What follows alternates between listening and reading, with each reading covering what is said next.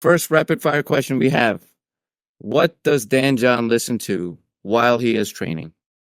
Bossa Nova. Oh, not so different. All right. Well, it wasn't a joke. Favorites? Oh, you really listen to Bossa Nova. Yeah, I think I fell in love with Bossa Nova when I was 7 or 8. I think Frank Sinatra's album with Jobim, Antonio Jobim, is one of the greatest albums of all time. Big fan of it. I also today we had Mel Torme on, which was funny because my little thing just slid over to that, which was fun. But I don't believe you should have in the weight room. Your music should, if you need exterior motivation, you're in the wrong world. You know, if you have to have your jam on, you're in the wrong place. Favorite city to teach? Huh.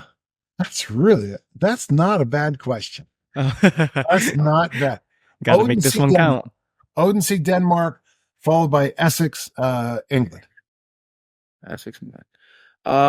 Best fitness book to read, and if you could follow that up with a non-fitness book.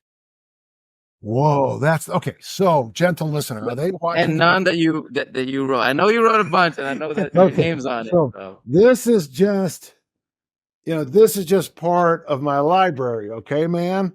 All right? That's just part of it, all right? I have a lot of best fitness book.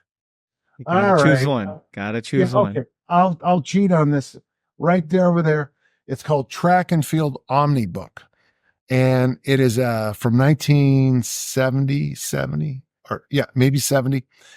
And not only was J.K. Doherty just a great coach, and you don't have to read it for the track and field stuff. You read it for the coaching stuff and how he talks about like year-round and in-season training. By the way, that same book, Ralph Mon from the Utah State University is quoted how to train athletes year-round, and that's the book that made me go to Utah State. Here's a follow-up question on that one. What? And on the other book, The Sword and the Stone. So I retyped the entire book and commented on it. I have 250,000 words in a file in my computer of my notes. 250,000 words. So if you don't like The Sword and the Stone, here's let me give you a couple other ideas. If you haven't read The Godfather, I think it's a modern classic. I think it stands up. Oh, this is always tough. Brothers Karamazov, but that might be a little too for your people.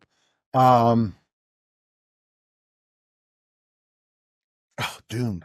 If you can read don't read any of the other ones. Don't hurt yourself. Don't hurt your brain by reading any other. Dune's a great book. Yes, Dune. And I would say this too. And sadly, the movies are terrible. But I think The Hobbit is one of those you put in your pocket and read. All right. What is Dan John's death row meal? Dan John's death row meal? You have multiple courses if you want. A nice little dessert, maybe a wine pairing. All the stuff. It would be French toast and pancakes. 2 foods I can't eat. Two foods I never eat because they make me fat and dumb. Yeah. You talked about a couple of movies, I say, like Dune and Godfather. Those are books too. Yeah. What is one movie that everyone should see before they die? Moonstruck. Moonstruck might be the most perfect movie I've ever seen. It's Cher. It's amazing. I would include, it's hard to watch, but Robin Williams, The Fisher King, painful. He's so good. I would say The Freshman, which is two Matthew Broderick movies, The Freshman and Ferris Bueller's Day Off, which, is a must. If you like romantic movies, I would throw Moonstruck and Brigadoon in there. And if you just want and a movie I like a lot that might not fit your audience, but How to Succeed in Business Without Really Trying. Yeah. I will jot all these down. All right. And last question I have for you. Would you do the 10,000 swing challenge or the Secret Service snatch test? Oh, this challenge is easy. I mean, I did that with COVID, and Nate Huey and I did it. I think you may have met Nate. I don't. It's close if you haven't. You will someday. But I would do 500 swings with Nate, and we had it on Instagram Live, and we recorded it. I had COVID, and then I would fall on the couch and sleep for 3 hours. The Secret Service snatch test. Now I did it the way you're supposed to do it. So I pressed the beast, put that down, walked over, and did the 200 snatches with the 24. So you're supposed to have done it in a half hour. That was the original RKC2. I got to tell you, man. So because I was able to burst. I think I got to 125, right around the 5-minute mark, because I was trying. Because I don't know how you guys would do it, but I knew I was chasing fatigue. I mean, I know my skill set. Holy cow! 75 reps in 5 minutes. Oh God! I mean, just trying to figure out how you can save. And the 24 kilo isn't heavy. But when you're at rep 160 and they're going, you have 2 minutes, oh, you got to pull 40 out of somewhere, man. That was hard. I got to tell you, that was hard. Yeah. Did everybody have to pass the 200 snatches back then for the RKC2? Nope. No. They all said we're going to do it. I did it to see if I could, and then they never went with it. So I liked the idea at the RKC. So, you guys get there Saturday morning, I tell you how wonderful I am, and I introduce you to Josh and everybody.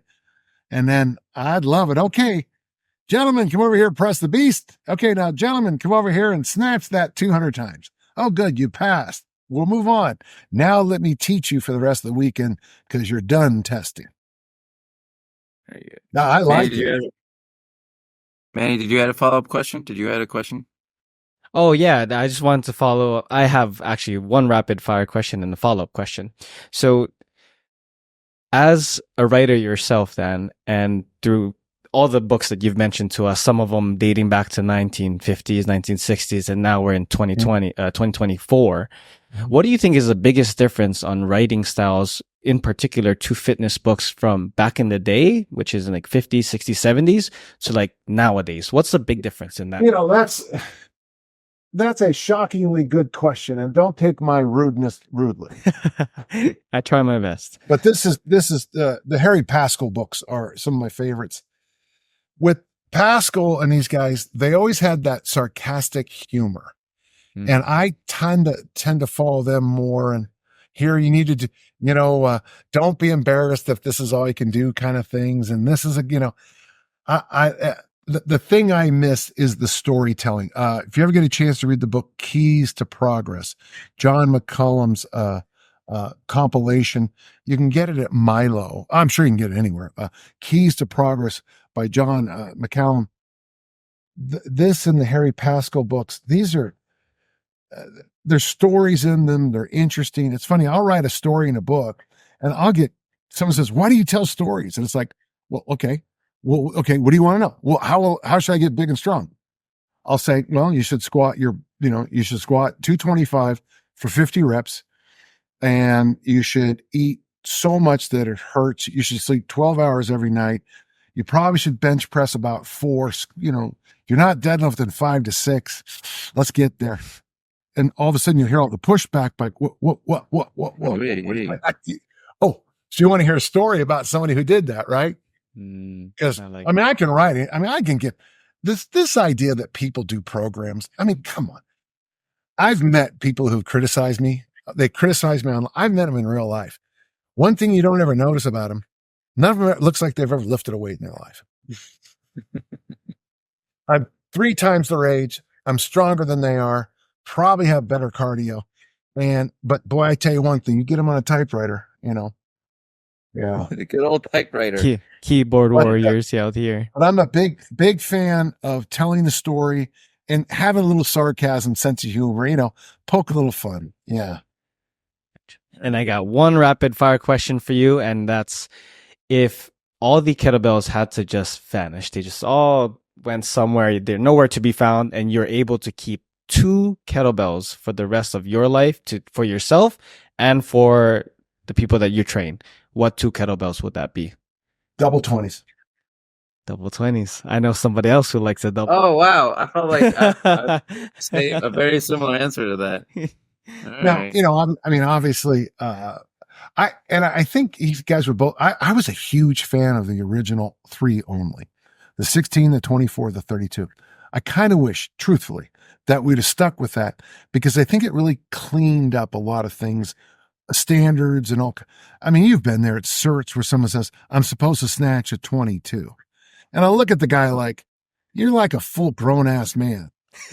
I think this was the last cert we were in, and we were like, Yeah. we both looked at whoever it was. Yeah. It's like, God, I was 20 years old. I was 22 years older than the guy, and I took the 24. And but I like sometimes, and you'll find this as a coach, if you don't have a lot of options, you become a better coach. That in fact, if you ever get a chance to read like my discus throwing book, I was at a school that didn't have a track and it didn't have a field, yet we were some of the best throwers nationally in the discus, javelin, and shot, because I had to outthink the lack of those things that are just, you would just think obvious. In my world, I call them givens. And so sometimes when you don't have a lot of options, you have to use this more.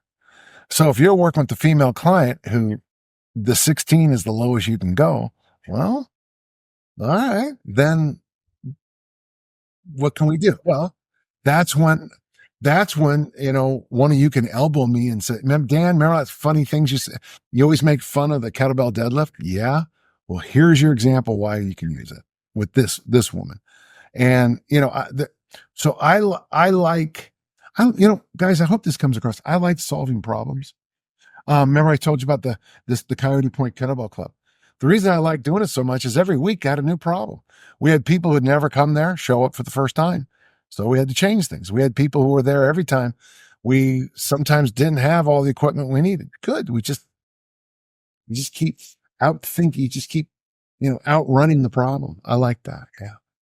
That's my favorite part of coaching is, not, I say often, I don't say it enough anymore, but I used to always say deprivation increases capacity. So if you don't have a perfect thing, it makes you think.